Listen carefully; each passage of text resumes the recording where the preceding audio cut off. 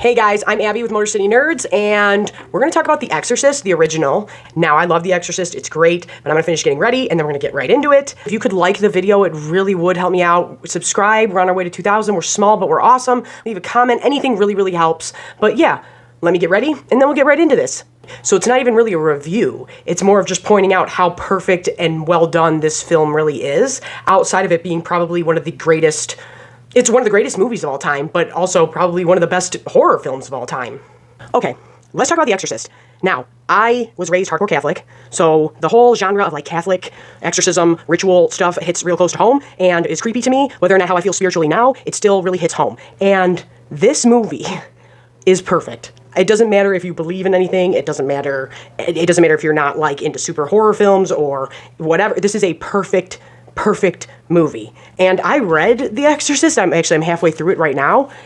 I can see, the second I started reading it, or like I would say probably about 20 pages in, I realized, oh, I can totally see why this won Best Adapted Screenplay. It won that at the Oscars because they did, it's straight off the page. Straight off the page. And what I'm talking about is the opening with them being in Iraq and being in the Middle East and digging up this evil. And I don't think there's any other movie that does this so well with having that imagery of Father Merrin, Lancaster Merrin, who doesn't get the credit he deserves. He doesn't get the credit he deserves, horror community. This is a bad mother effer. This is a bad man right here. He's a G. Lancaster Merrin is a G. I said it here. But that part of the movie in the very beginning when he is standing on one side and the statue of Pazuzu is on the other, and the wind starts going, and the dog starts snarling. One, right out of the book, the dogs and everything. I was like, oh, geez, they really cared here, and it shows because it's perfect. But that imagery of him standing, and he knows I'm going up against the worst of the worst. Mano y mano, good versus evil. Right there, point blank, period. That's all this movie is about. It does not matter if you are religious or not. This is about good versus evil, about faith versus the devil. Like, it's great. But like I said, Lancaster is a sweet name. I don't want kids, but I feel like if I did, that name might jump to the top. Lancaster? What a BA, what a badass. Love that. But it opens so well, and you don't know what's really happening, and you don't know the language. You don't need to know the language. This is another one that I talk about and give credit to, where, like, yes, they start speaking English and there's subtitles, but we know what's going on. There's an archaeological dig. This is what I mean when I talk about film. And I know this is going to sound crazy if you've never been here before, but I have all my Predator movie reviews up. But Predator is like that. There's not a lot of dialogue going on. It's pictures on a screen moving, and we know what's happening. We don't need to know the language here to know what's happening. We know there's an archaeological dig. He's a priest. He's got to come look at this thing, and when he picks it up, he knows some shit is up. He knows something bad. He knows what this is. We don't need dialogue to understand that. Movies are pictures on a screen, and we get a vibe through what's going on, whether or not, like, when you can do that without speaking, without dialogue, you're doing something right. We know once he sees that piece of the devil Pazuzu statue, he's like, oh shit, I know what this is. You know what I'm saying? And I applaud anything, and that's why this is so good too, that can get that across to the audience. You don't always have to have dialogue to understand it, but we know what's going on. This guy's stressing. It sets everything up perfectly in this movie, which is, we see him take medication. We see Merrin take the medication, knowing like, hey, you're old, something's up with your ticker, you're not that great, and we see that he has a great relationship with not only people of his same faith, but the Arabic man, the Muslim. And so we know he has a problem with his heart, and we also know that this man obviously is cool because he gets along with everybody around him, whether it's the Muslims or whatever, and we have the call to prayer happening, which shows the audience all faiths, not just Christianity. We have him with the Muslims, we have him hugging that guy goodbye, we have him walking past people praying. They set that up of like religion, not just going, hey, Christianity. It's faith everywhere, all around you, tons of imagery of that. And I think it's so cool. And like I said, it's right out of the book, but they do that very well imagery-wise. And you want to know what? If you haven't watched The Exorcist, you need to. It ain't about jump scares. There's one jump scare, maybe two, in that entire movie, and that is when the flames go up in the attic on her candle. That's it.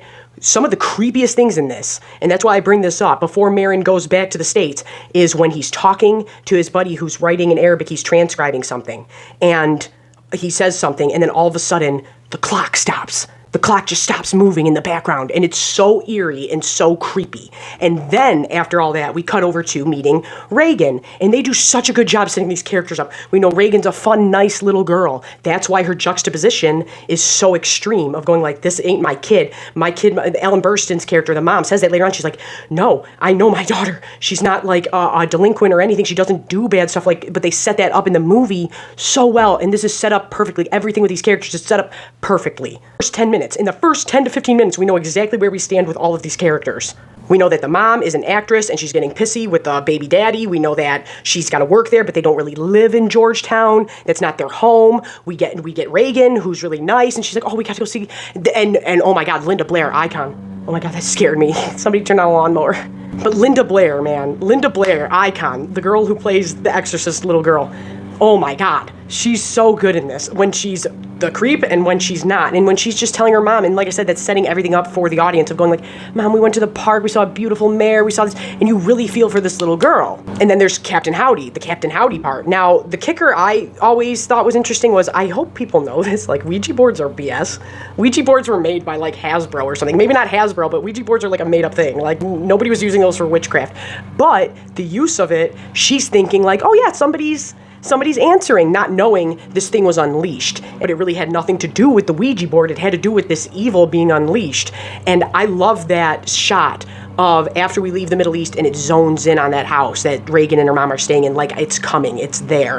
And it's like, oh, creepy, creepy, creepy. And we don't even see anything. You don't even see anything. It's just a house, but we know this evil is coming. This little girl's been talking to somebody. We think it's, the Ouija board, but really that's not it. And that's why Marin knows exactly what it is when he shows up. Love Ellen Burstyn in this. She plays a mom so well of like, I know my kid.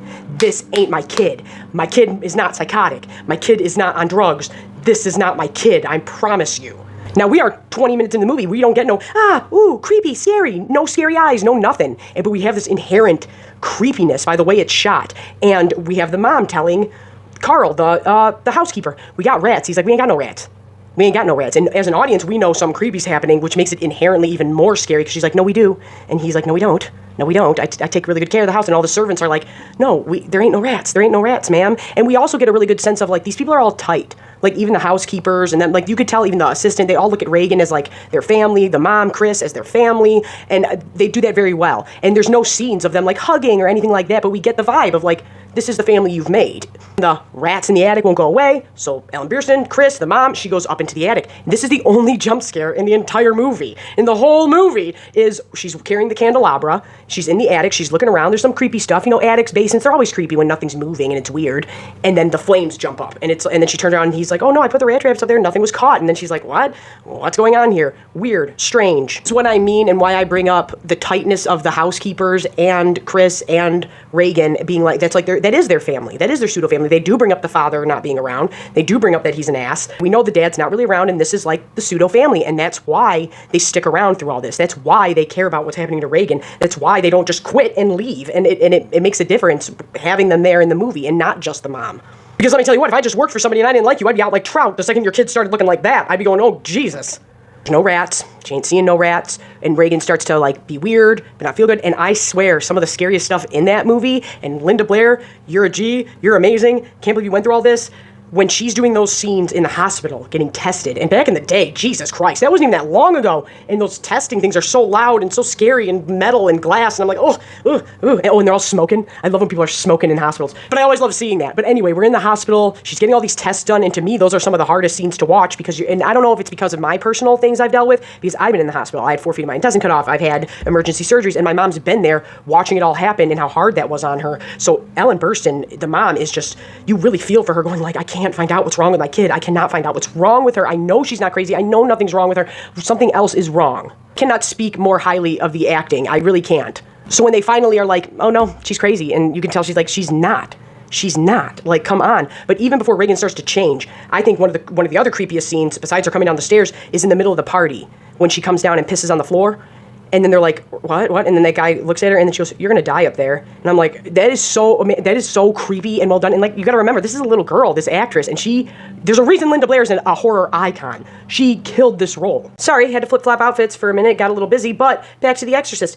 I'm just saying, the acting in this is so on point, and there's some choices in it, like, you can tell that the mom is trying to quit smoking. Throughout the movie, she has an unlit cigarette that she's not smoking, like, she'll play with it in her hands and things like that, and then once things start getting real, she starts smoking, and she starts smoking even more, and it's just, there's something about a cigarette, and I know I was joking before about the hospital, but there's no better way to me in a movie or a show to show, like, this person is super stressed, and that's what images are used for. I don't know if that was a director choice, I don't know if that was an acting choice, but I always really like that about with the mom, if you notice that. Now, the way they tie in everything, like I said, there's no plot holes in this. This is a perfectly done movie. We have the church getting desecrated. Then we have the church kind of going, what's going on? Then we have this issue happening. Then we have Father Damien going, oh, my mom's in the hospital, she's sick, this, that, and the other. We already see him cross paths with the mom earlier in the movie. Like, the way we bounce around, but it doesn't come off jarring. So we have this story going on over here, and like I said in the beginning, we start out in Iraq, then we have the priest and his mom, and all of these things just flow so well together without it feeling jarring, and we get to know these characters very, very quickly. But little things like the cigarette thing, and little things like when the cop goes to talk to the priest and he's like, oh, I was told that you were a boxer. I was told that you looked like a boxer. And we see him boxing later on. And then we see him beat the brakes off a demon, which I always love. And like I said, you talked smack about the wrong mom. This priest popped off. Love that. But there's nothing left unturned in this. And that's not the case in a lot of movies, even in very good movies. Normally somebody can nitpick it. Now, I'm not saying like you can't laugh and joke and things like cinema sins. But I never really liked things like that because I feel like they come off so negative and you're kind of just getting rid of the entire art form a little bit of going like, oh, well, this, and this. And they are funny. I'm just saying like things like that. I'm like, yeah, you know, but then you're giving a whole bunch of pretentious people that think they know what they're talking about a whole bunch of things that really don't equate into film. Sometimes they do, but this movie is one of those things that I'm like, no, there's no thing that they don't cover. The amount of how much psychology is brought up, how much him being a psychiatrist is brought up, and then the faith coming in. It's just perfectly done. And about a year ago, I'm just saying this, somebody I know that also does videos, and I'm not talking smack about them, they were doing something with like taking the title off of the poster and just using the images and going like, what are the most iconic? And I was like, The Exorcist. And they were like, nobody will know what that is. And I'm like, if people don't know what that is and they're like a film nerd, they have no right being a film nerd or saying that they're one, because that imagery of him getting out, the entire title is after Father Merrin. So after we have finally Father Damien going and checking out Reagan and not really, he still don't believe it. He's still like, I don't know about that, until he loses his mom and until it starts saying facts at him. Then he's like, okay, something's up here. We get the voice going backward, and even that, he's like, well, it's not tongues, but eventually, yeah, that demon talking about his mom and saying all this other stuff is what makes him go, I think something's really going on here. We call in Father Merrin, and when Father Merrin gets out of that taxi, and it cuts to that demon's eyes, and it looks like I'm ready to go, but it also looks scared, and it's because it's mano y mano. The whole thing is about Merrin versus this demon he faced before. And I haven't seen the new one yet, but I saw in the trailer, and you can watch my reaction if you want, and it comes up more in 2 and 3 in the sequels, but there's the girl in Africa that he couldn't save. And it's the same demon. He's met this demon before. It's the ultimate, it's good versus evil. It's Merrin versus Pazuzu. Let's go, let's do this. And Father Merrin's stepping up to the plate no matter what. And I always love when Father Merrin comes in and he just starts calling shots. He's like, listen, this is what we need, this is what we do, you shut your mouth, I do what I want, I'm Father Merrin. Love him. He's a gangster. I love Father Merrin. When he starts telling the other priest, don't listen. The demon is a liar. The demon is a liar. And I love that part of The Exorcist. That's the scary part of The Exorcist. Yes, she's scary. Yes, the imagery is scary. Yes, a lot of that is scary, scary stuff. But it's that working on you and bringing you down and getting in your mind and playing tricks in your brain. And like I said, I know it's not funny, but when it turns and goes, your mother sucks cocks in hell. And it's like, man, and it's oh my God. And then, like I said, he pieces him up at the end. Even that scene when he turns and looks at Reagan and it looks like his mom, like all of that is it's psychological. It's not jump scares. It's not that. It's what do you believe? And even if you don't believe, you got to know what you're going into here. Like, no, man, this isn't psychological. This is for real, and you better be ready for it. And it's going to come at you, and it might not be coming at you like fisticuffs, but it's coming at you mentally. It's coming at your spirit, and that's the scary part about The Exorcist. But no, there is no stone unturned. We have they set up the death of the mom's coworker at the bottom of the stairs. And the cop, that's why the cop's involved. He's investigating the murder of that guy. But they set that up with showing how he was hammered, wasted, drunk, acting a fool, starting fights with the housekeeper, and he starts arguing with him, and everybody's like, oh my God, everybody already knew he was wasted and hammered, but now he's starting this altercation for no reason. So it's like, did he get hammered and just fall down the stairs? Did he get hammered and cause a problem somewhere? Like, that's probably why he died, right? But that cop knows something's inherently wrong about this. And I always like that there's no tie-up at the end of that, but the cop kind of just accepts it. And you can say that's a loose thread, but I never took it that way, because we do see him at the end talking to the priest, and he's like, almost like, I can't put my finger on it, but I know something isn't right about this, and I'm going to let it go type deal. And I always really liked that cop, and I always thought, like, he's really nice in it, and it's just like, I'm just doing my job, but something is off here. But even in that, the mom is covering it up. She's like, oh, my daughter's sick. And you can tell she's really stressing, because she knows. She says it later on in the movie. I know she killed Bert. I know she did that. And it's horrible, but we see the stairs. We see that that's a thing, yada, yada, yada. At the end of the movie, when the father finally has it, Father Marin passes away from the bad heart, which we already also established.